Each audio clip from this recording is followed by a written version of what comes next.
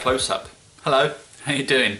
I'm just trying out this stand, this sort of thing for the camera that my daughter's got, because she's gone into photography now, and she's at college learning how to do all sorts of things with cameras and stuff. So I've nicked her tripod.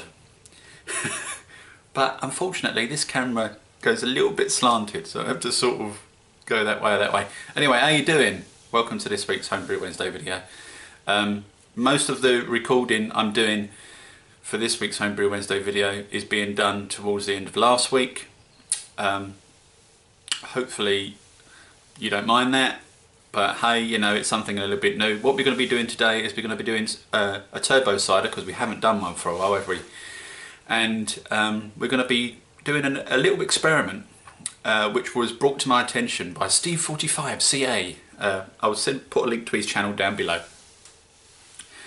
And also Jake and Dar on Vaughan Live TV did a review of this live during one of their casts, and I saw it and I thought that looks quite interesting, and so we're going to give it a go. It's essentially an apple pie turbo cider. So all that's going in it is some brown sugar and some cinnamon sticks. We're going to be doing 7 litres.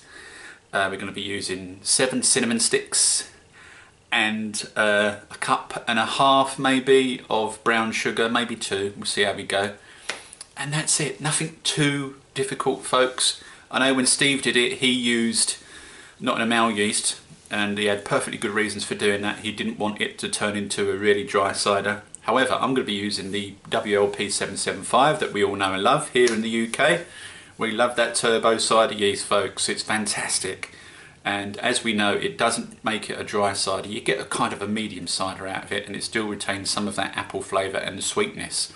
So I'm hopeful that this will turn out really nice by using this liquid yeast. So what we've done is we've created a little starter, and I'll show you that in a minute, whizzing round. That's basically been on the stir plate for around about 24 hours. You don't really need too much longer than that. We're only doing 7 litres, we're not doing a big batch. So if we were doing a really big batch, I'd probably be stepping it up again and doing a 2 litre starter with the remnants of the 1 litre starter. You know what I mean? Stepping it up, as I said in last week's Homebrew Wednesday video that I did with the Cooper's yeast, yeah. So nothing too complicated. So that's been on the stir plate for 24 hours. We're going to chuck that in with some apple juice. We're going to split up some cinnamon sticks. We're going to chuck those in. Just let it go, folks. All right. So I'll see you in a minute. And there you go, folks, there's our starter. As you can see, a lot of activity since yesterday. Around about 24 hours it's been sitting there now, whizzing around. You can see all the wonderful yeast is in there. There's more than enough in there, I think, just to do 7 litres, and there'll probably, you know, be quite a lot of yeast left afterwards. And what I might do is wash this yeast and use it again, but, you know, we'll play it by ear. So here we are once again with our bucket. We're going to be chucking all of our juice in, and in there we've got some Milton sterilising tablets. You don't have to use Milton sterilising tablets, obviously. You use your sanitizer of choice. In this instance I had some tablets lying around, so I thought I might as well use them. So I just basically filled it up with water, threw 5 tabs in, and I'll just let it sit for 15 minutes. Chucked in the paddle to make sure that's all sanitised too. And what we'll do is we'll empty that out, give it a little bit of a rinse, and chuck our apple juice in. Okay then, so while the fermenting vessel is being sanitised, we're going to chuck in a cup and a half of brown sugar. Now in this instance I've used light brown sugar, and what I'm going to do is I'm just going to cover that over with some apple juice, just to cover the sugar up. That should be enough. I'm going to turn the stove on. Here we go, put it on a low heat for now, just to melt that sugar down, and we'll chuck the results into the fermenting vessel along with all the other sugar. Right, so here we are then, boys and girls. Now what we want to do, now this bucket has been rinsed out, we want to chuck in some cinnamon sticks, but these ones are too big. We need half this size really, you know, around about 4 inches, something like that. So we'll chuck that in half. 1, 2,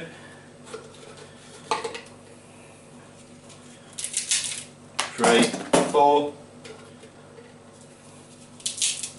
5, 6, and I just happen to have a little one. 7. So we've got 7 cinnamon sticks in there now. What we need to do next is just chuck in the apple juice. Alright, so here we are then, we're chucking in some apple juice.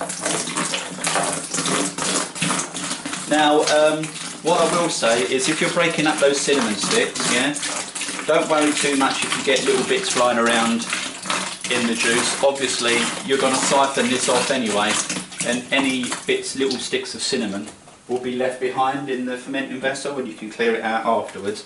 So you don't need to worry about that too much. Alright, so I'm going to be chucking in a couple of litres here, and then what we do is we chuck in the sugar solution that we stuck on the stove just to melt the sugar up. You just reach over here and get that. Hello! So we'll chuck that in. There it goes. And then what we'll do is we'll pour in another 4 litres of apple juice, and we'll put our starter over the top. Alright folks, so here's our starter. As you can see, it's all lovely jubbly. What I've done is I've taken out the stir bar with a magnet. That's the easiest way to get your stir bar out. So we chuck that in. That's lovely, and with the remnants of the last litre of apple juice, we just chuck that in there. Give it a swirl to make sure we get all the stuff out.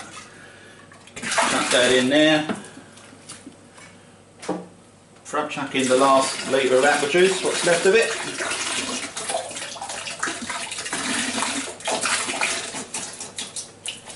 And we're done. Now, what Steve did is he used 8 litres of apple juice, and unfortunately I didn't have 8 litres of apple juice, I only had 7.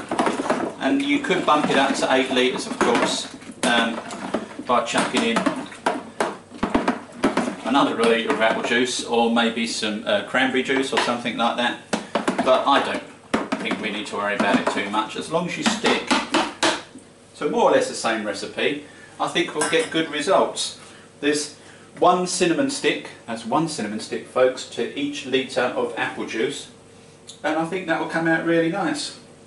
Here's the lid. This has been Star Sand. Stick that on the top. And that's it, we're done folks. We'll come back in 7 days and we'll bottle it and we'll see how we get on.